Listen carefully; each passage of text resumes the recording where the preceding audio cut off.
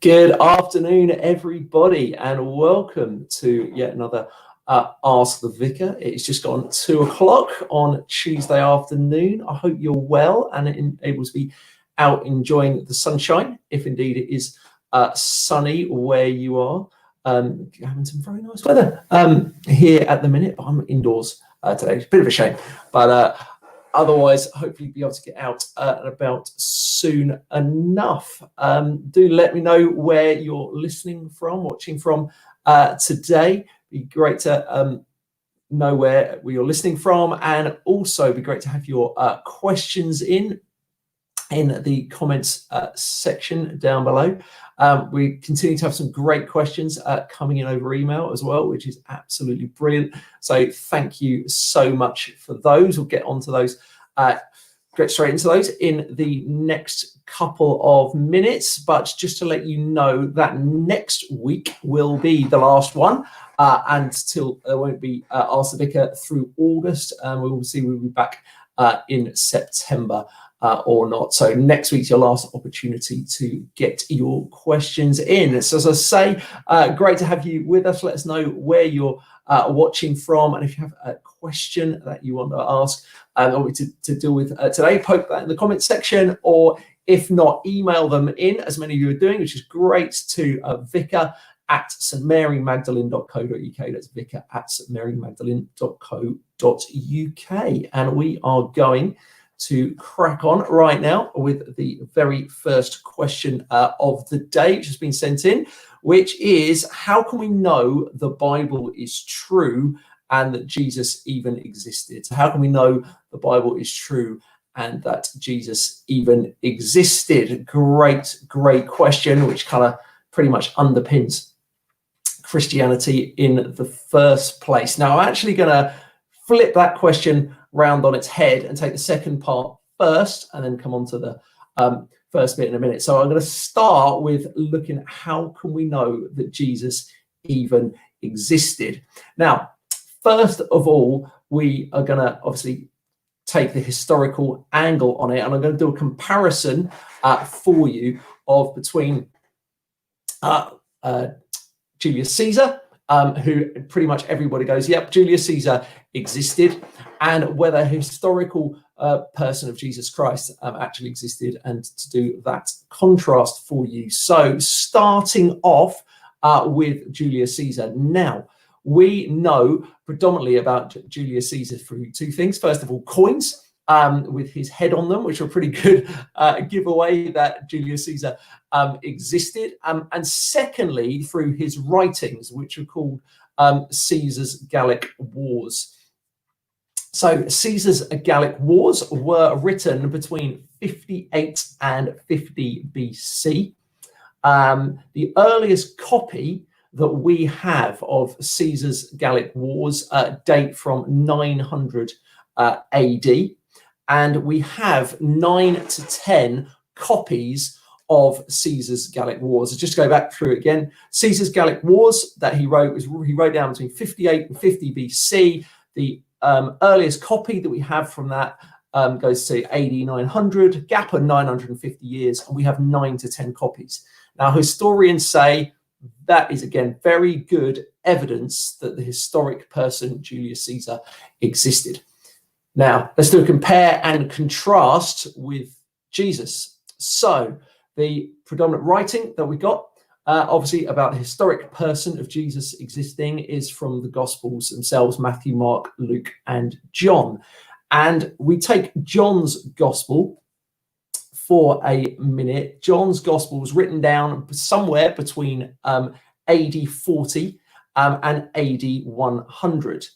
Now, the earliest copy that we have of a fragment of John's Gospel dates from AD 130, a gap of 130 years. So if you remember, the gap with Julius Caesar was 950 years, and I've got a gap of 130 for Jesus.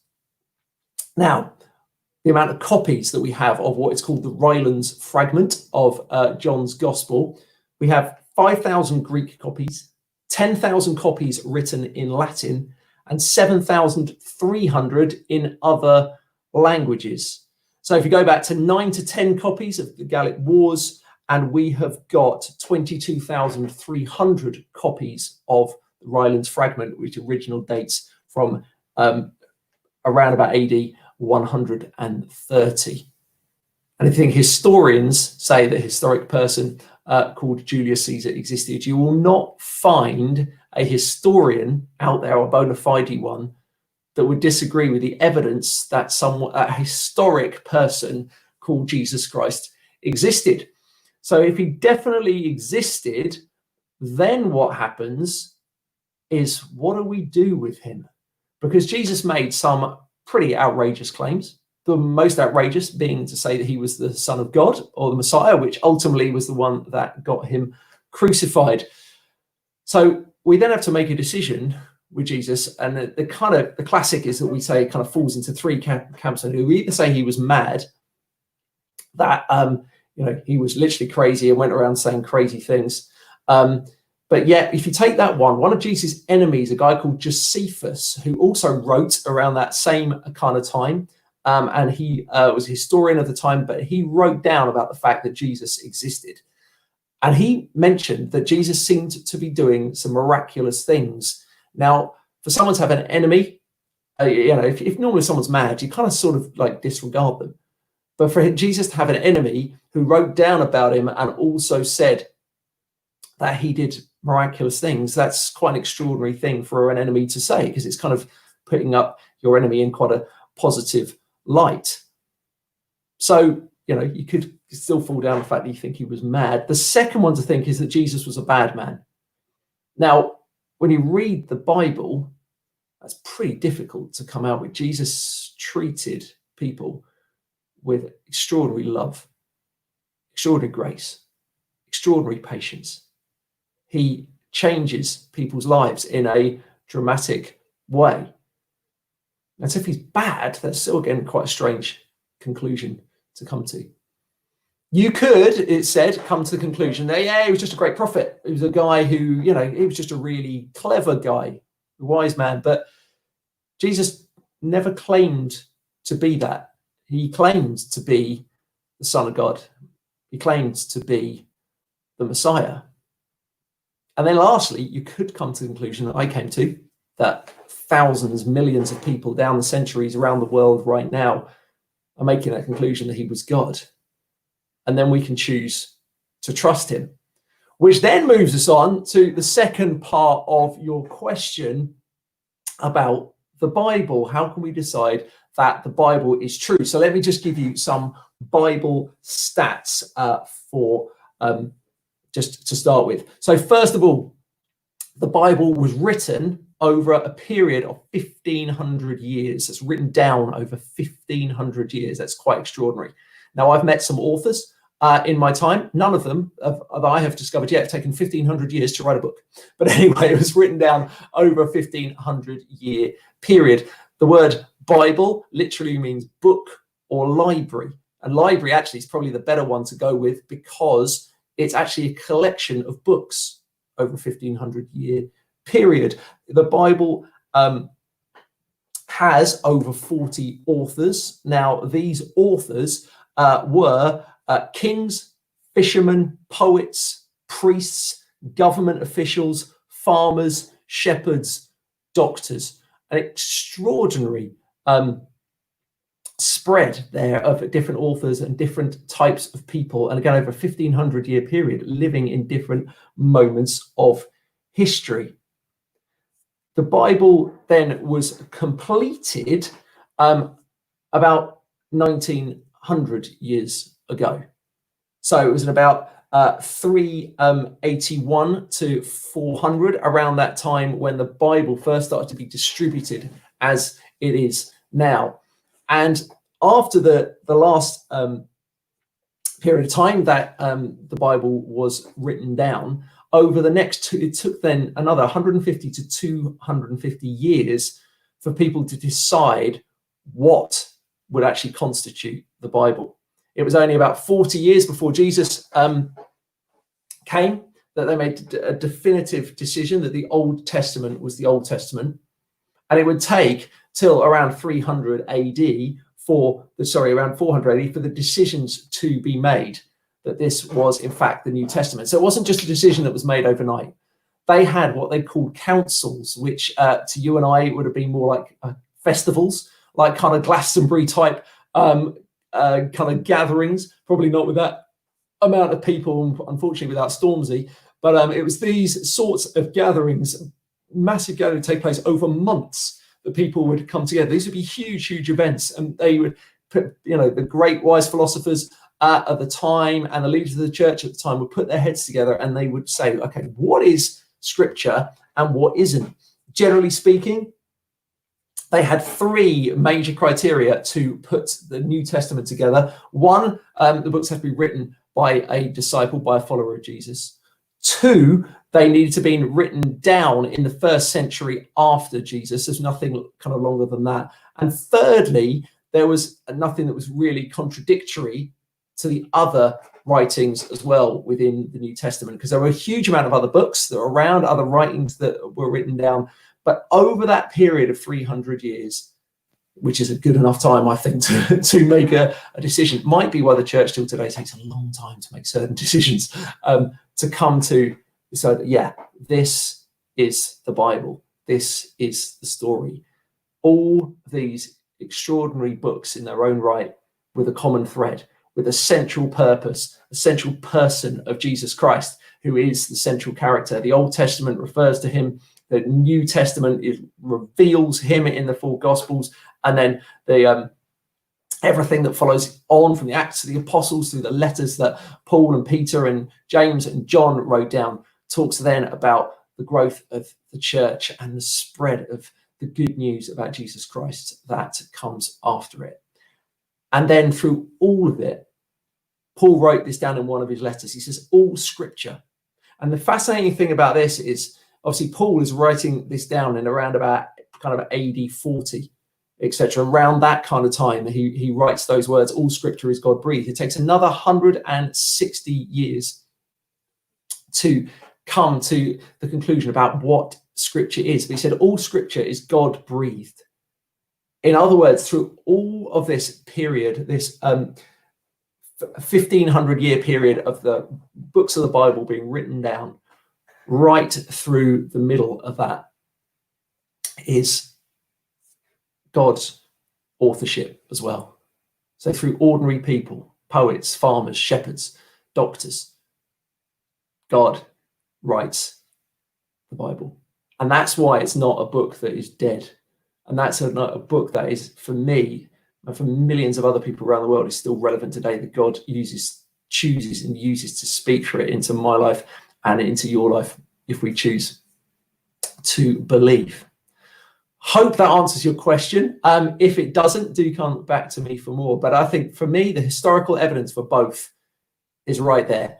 It then comes down to each of us to decide whether we believe it and to trust God through it or not, through all the difficulty and struggle and pain and joy that life brings to us. Okay, the second question, well, two little questions coming in right now are through these. Thank you for these ones. These two fairly quick ones. First of all, what am I learning right now? Really, really good question. And it's two really simple things, actually. Kindness and love are two incredible qualities, and they are world-changing. Kindness and love. If we learn nothing else from lockdown and through this time that we're living in now, is be kind to the people around you. It doesn't cost a penny to be kind, and it's life-changing. And the second thing is that we're deeply loved, deeply and incredibly loved by God. He's with us in difficulty and struggle and pain. Yeah, he doesn't fix it all this side of heaven, but he's there. And his kindness and his love is extraordinary. And I'm on a lifelong journey actually learning those two things. Be kind and be loving.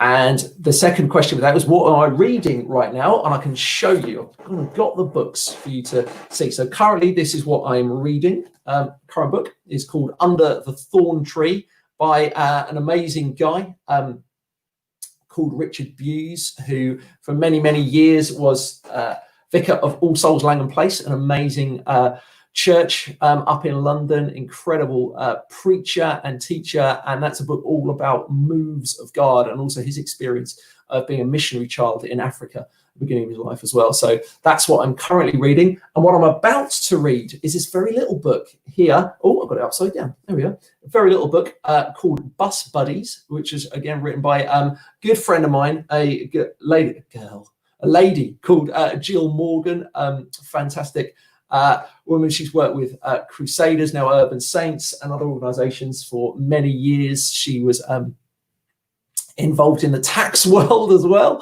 for many, many years. An incredible woman. And it's a book just about her experiences of seeing God speak and the prophetic, and seeing God speak and certainly ministries and organizations into being, and then the difficulty of managing those organizations as well. So the prophetic and the management side of life coming together. And Jill's got loads of experience about that. So I'm looking forward to reading that as well. That book is called Bus Buddies. So interesting title.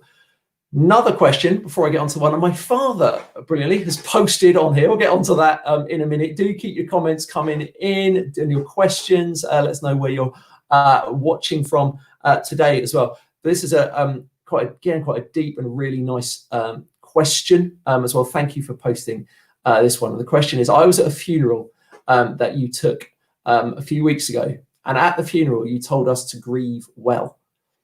I'm not sure exactly what that means or how to do it. Can you help me further? Great question. Yeah, grief is it's a huge thing. And I think from my own grief journey, from losing my mum 17 years ago, and also from now being with a huge amount of people who grieve, and have obviously kind of lost other friends over that 17-year period as well. And taking, as I say, loads and loads of funerals over that time, I've come to the one real conclusion, which is generally as English and British people, we're not great at grief. I remember probably in my early 20s, I guess, seeing things on the news, especially countries in the Middle East and others, that you'd see people at funerals absolutely wailing and weeping and really physically grieving, and then going into a 40-day period of mourning.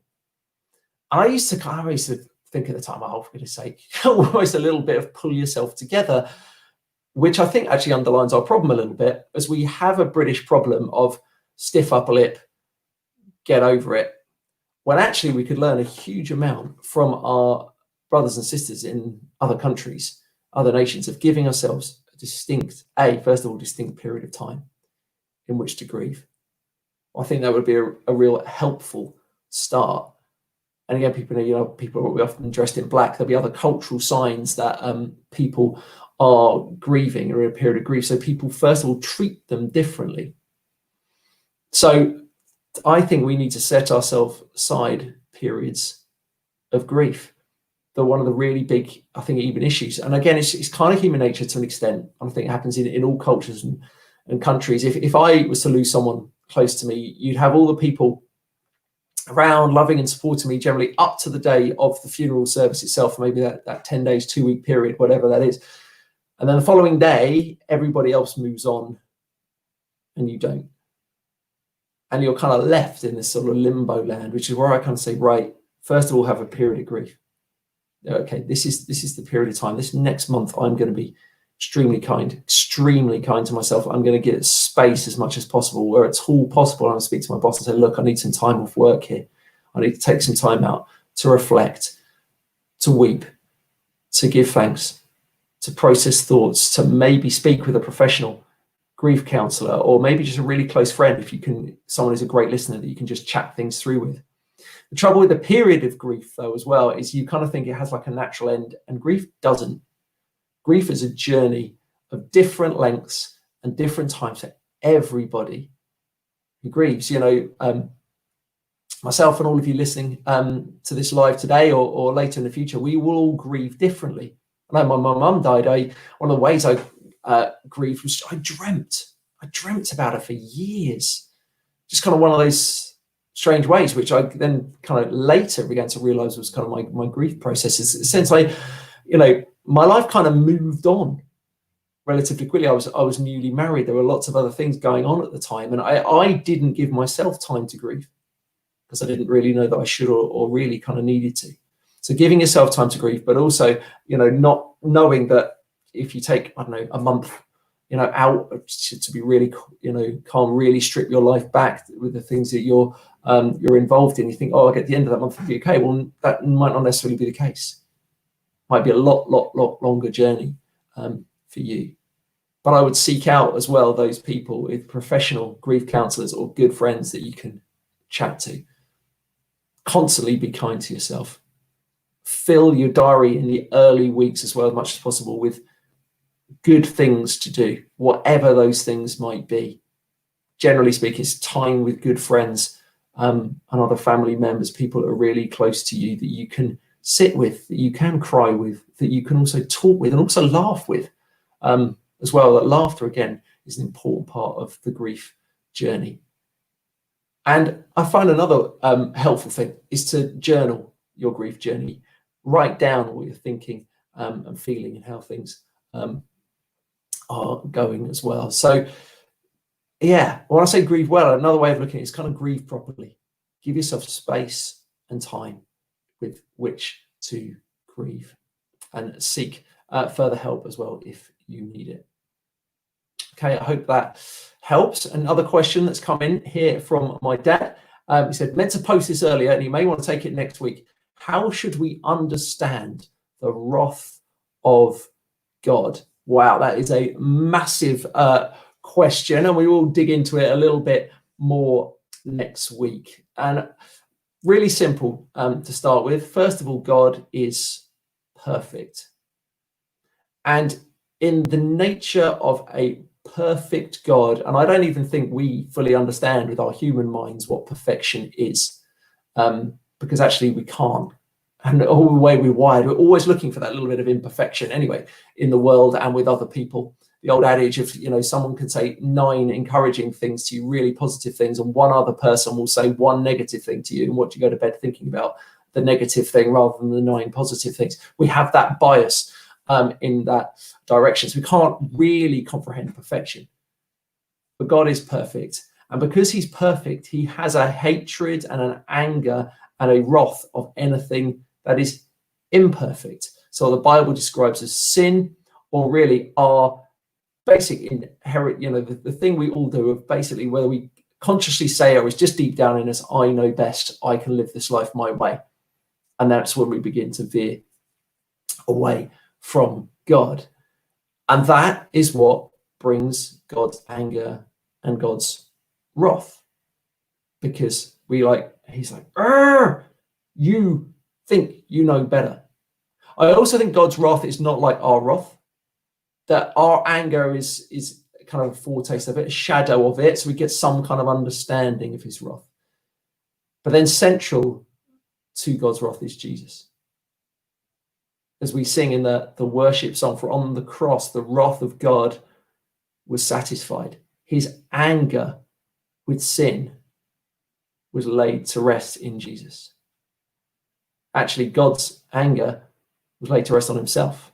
Which is laid to rest on the family of the Trinity. That the Trinity kind of go together and go, right, we're going to deal with this. We're going to deal with this problem of people turning away from us, because we want to bring them back to perfection, to be with us forever. And yet, that's his wrath with sin. God also has wrath about injustice and the poor. But God's way of dealing with that is love. And he calls us to get involved with the poor and with unjust, and to work with love, and to bring love as the antidote for sin and the antidote for injustice and hatred. We'll get more into that next week, but Jesus is always the focal point of how we understand God's wrath and how we see it, because God doesn't look at you and get angry. God looks at you and me through Jesus and says, that's my child. I love them dearly.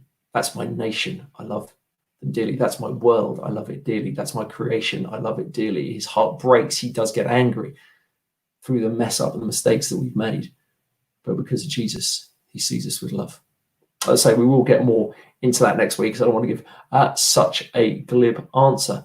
Folks, it's been amazing to be together today. Thank you so much for joining us live, and also for those of you just watching later in the week. We will be back again next week, Tuesday at 2 o'clock, for a final Ask the Vicar. So do get your questions in to vicar@stmarymagdalene.co.uk, or you can just put them on the Facebook page in the contents of the week. We'll be back again 10 o'clock on Sunday morning, live from 9:45 with our worship service, and Bishop Graham Tomlin is going to be joining us this week. Really looking forward to that, so do join us for that. Till then, have a fantastic week, and we'll see you all again really soon.